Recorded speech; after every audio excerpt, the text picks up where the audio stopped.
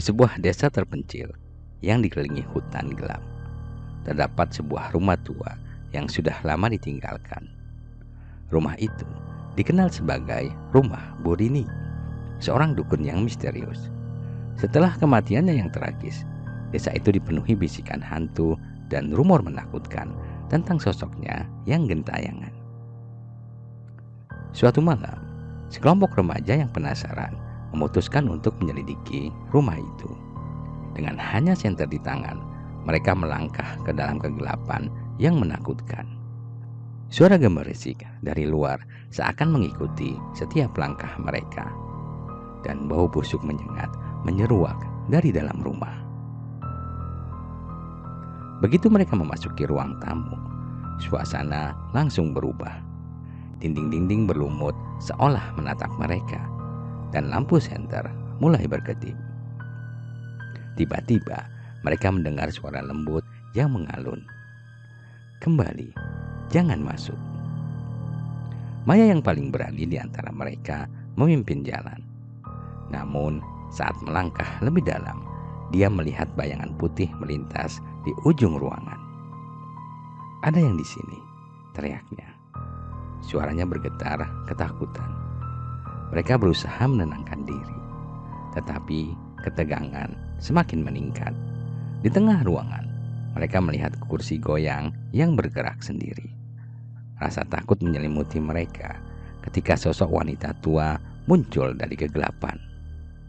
Bu Rini dengan rambut panjang berantakan dan gaun putih compang-camping. Wajahnya pucat dan mata kosong menatap mereka penuh dendam. "Siapa yang berani mengganggu tempatku?" Suaranya bergema, penuh kemarahan. Dika yang paling takut berusaha untuk tidak panik. "Kami tidak bermaksud mengganggu, Bu Rini. Kami hanya ingin tahu." Tapi jawaban mereka hanya memicu kemarahan Bu Rini. "Tahu? Apa yang kalian tahu tentang penderitaanku?" Suaranya semakin keras, membuat dinding bergetar. Dia melangkah maju dan mereka merasakan hawa dingin yang menyengat. Saat panik melanda, pintu rumah tiba-tiba terkunci sendiri. Mereka terjebak. Dalam keputusasaan, mereka melihat sekeliling, mencari jalan keluar. Di sudut ruangan ada sebuah peti tua yang tampak berdebu dan terabaikan. "Mungkin ada sesuatu di sana," bisik Maya. Dengan tangan bergetar, Dika membuka peti itu. Di dalamnya, mereka menemukan barang-barang kuno, foto-foto hitam putih dan buku catatan. Setiap halaman menceritakan kisah hidup Bu Rini, penuh dengan cinta dan kehilangan.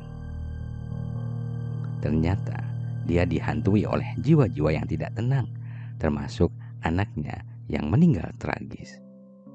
Saat mereka membaca, suasana berubah. Suara tangisan terdengar memenuhi ruangan. "Bantu aku," bisik Bu Rini. Suaranya kini penuh kesedihan. "Bebaskan mereka." Dengan tekad yang menguat, mereka memutuskan untuk membantu. Mereka mulai membacakan mantra yang ditemukan di buku catatan. Semakin mereka membaca, semakin keras suara tangisan itu, dan sosok-sosok transparan mulai muncul di sekitar mereka. Jiwa-jiwa itu tampak bingung dan marah, seolah mencari keadilan.